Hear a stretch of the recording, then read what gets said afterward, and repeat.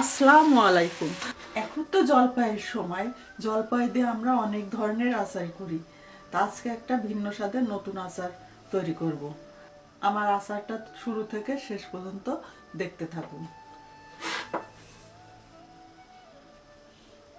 প্রথমে জলপাইগুলো সুন্দর করে কেচে নিব।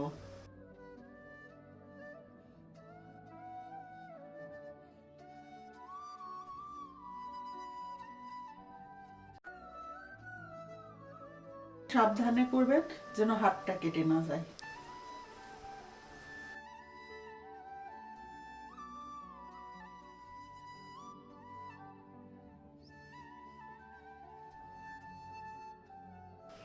এই তো দেখুন, আমি এভাবে সবগুলো সুন্দর করে কেচিয়ে নিব।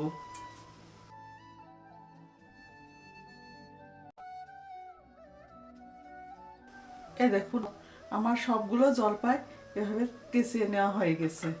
এখন আমি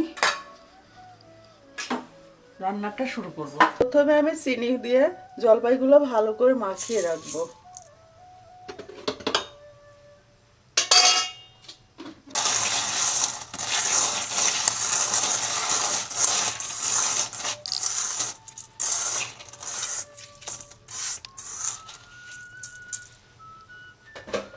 কয়েকটি শুকনো মরিচ ভেজে নিব।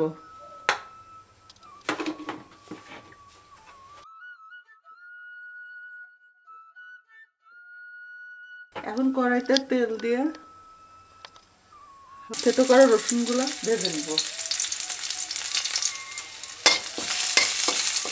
সঙ্গে একটু তেজপাতা,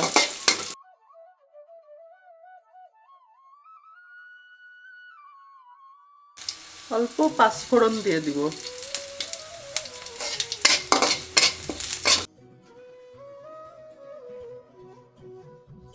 এখন জলপাইগুলো দিয়ে দিব।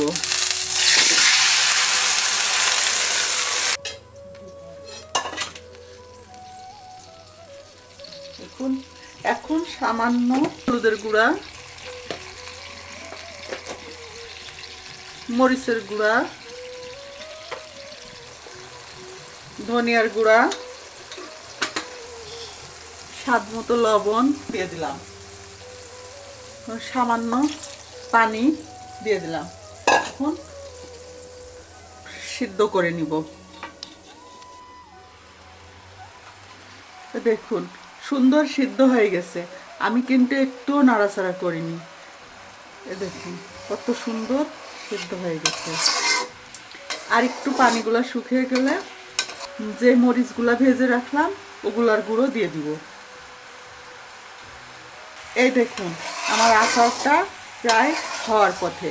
তো আমি যেভাবে কোনো নাড়াচাড়া না করে শুধু চিনি আর পানি দিয়ে সিদ্ধ করে নিলাম, আমি যেভাবে করলাম আপনারা ঠিক এভাবে বাসাতে তৈরি করার চেষ্টা করবেন।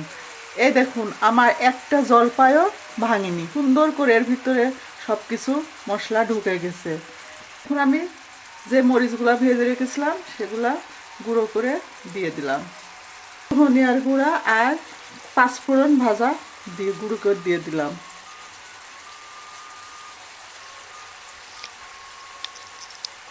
আচারের সুন্দর ফ্লেভার আসবে। এখন আমি সুন্দর করে নেড়ে চেড়ে মিশিয়ে নিলাম।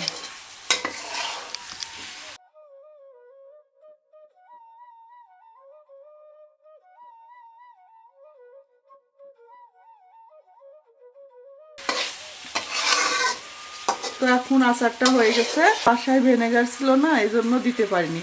তো আপনারা যদি বাসায় ভিনেগার থাকলে অবশ্যই ভিনেগার দিয়েন, তাহলে আচারটা নষ্ট হবে না।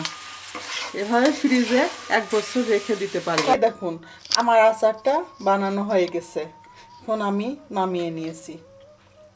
আজকে এ পর্যন্ত। তো আমার আচারের রেসিপিটা ভালো লাগলে লাইক কমেন্ট শেয়ার করুন। আর আজ এ পর্যন্তই। আপনারা ভালো থাকুন, আমার জন্য দোয়া করবেন। আসসালামু আলাইকুম।